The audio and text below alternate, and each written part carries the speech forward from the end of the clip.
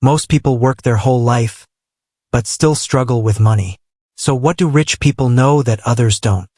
This is Robert. Robert had two fathers in his life. One was highly educated but poor. The other was less educated, but very rich.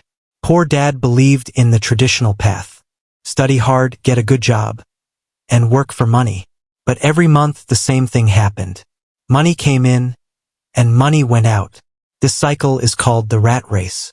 People work for money, then use that money to pay their expenses. But Rich Dad taught something completely different. Rich Dad said, poor people buy liabilities, but rich people buy assets. Assets are things that put money in your pocket. For example, a rental house, a business, or investments. These things keep making money even when you are not working. So the biggest lesson from this book is simple. Don't just work for money. Learn how to make money work for you.